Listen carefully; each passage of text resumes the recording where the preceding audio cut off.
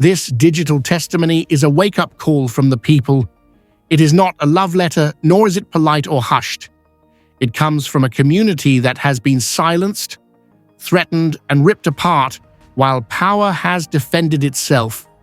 Tiffany Henyard is definitely no longer the mayor or the township supervisor. You have destroyed the Department of Justice, and the empire she built on conceit, fear, and unchecked power is still falling apart. Tell us, Department of Justice, why don't we come here and document the facts? There are others from Detroit to Baltimore and everywhere in between. Guys, you should watch this entire video because it's important, powerful, and could be the change we need. I would greatly appreciate it if you could take a time to like the video, subscribe to the channel, and tell a friend about it. Let's return to our narrative and talk about the financial consequences. Credit card charges totaled about $780,000. In a single year, township funds were allegedly used for lavish vacations disguised as wellness trips under Tiffany's supervision. Serious mismanagement of fiduciary duty budgets, 38% interest on leased autos approved with public funds, and last-minute meeting absences vanished for your demands. Denied openness, concealed behind convenience. Let's discuss power abuse, the physical exclusion of trustees and residents from public gatherings, and the employment of private security to keep Tiffany safe rather than people with criminal histories. Supporters are rewarded while the centers suffer.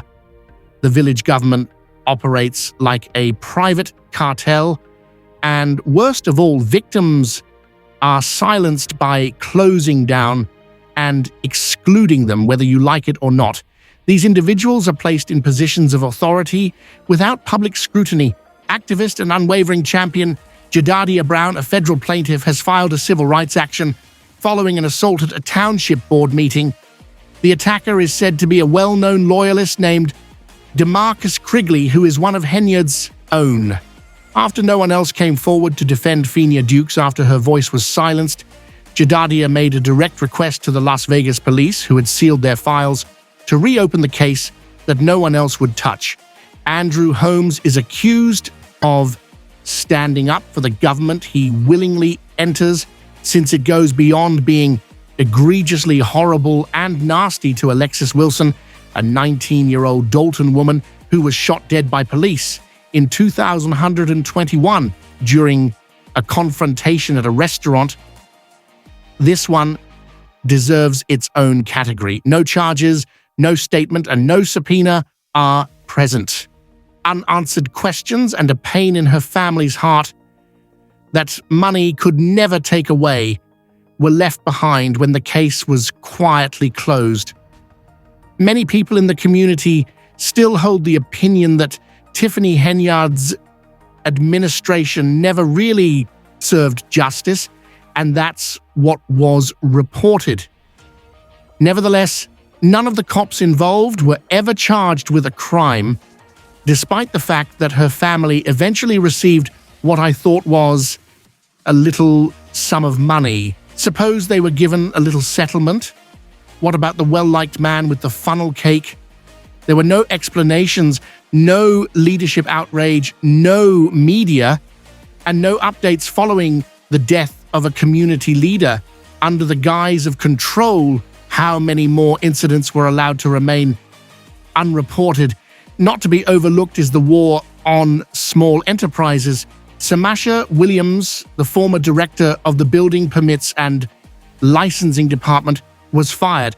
Her termination is still pending for refusing to delay business licenses for entrepreneurs who did not back Henyard's campaign. How about Tyrone Isam, a barber in the area, and Henyard refused to sign the liquor license that Tiffany Kamara, the owner of St. Patrick's Restaurant and Banquet Hall, was entitled to, so she had to take the village of Dalton to court to get it. The voters ousted Henyard when the judge deemed him in direct criminal contempt of the people's verdict for purported personal reasons connected to Henyard's administration. The business owner's license for his Sibby Boulevard property was denied from Dalton Thornton Township. According to Krigley, they rejected her as well, and Tiffany's inner circle has disintegrated. Moore, Kamal, and William Woods. This is a statement that these stories cannot and should not be buried. It is not a letter, ledger, or record of wrongs. The Department of Justice hasn't relocated, but the castle has collapsed. Even though I'm not a local and don't profess to speak for everyone in Dalton or Thornton Township, I speak with those that need a voice because this age is being repeated. Do something about this chaos. We are documentarians, investigators, and watchers of what happens when power is unchecked. We are neither politicians nor prosecutors. This is in our public file and is Southern Confidential. A historical inaccuracy would be this injury, a record of the things that have been said, the things that have been kept silent, and the things that have not been addressed. These are my personal opinions based on news articles, public records, eyewitness reports, and social media posts. Naturally, without supporting evidence, all allegations are unfounded. You won't want to miss our upcoming feature on Southern Confidential. As always, I appreciate you watching Something Confidential, and I hope to see you in the next video.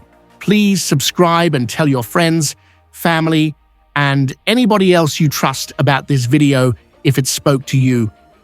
This should serve as a warning to the Department of Justice that there are still people waiting and watching, and that this narrative is far from done. I appreciate you viewing, and please subscribe to my channel, Celebrity Insider,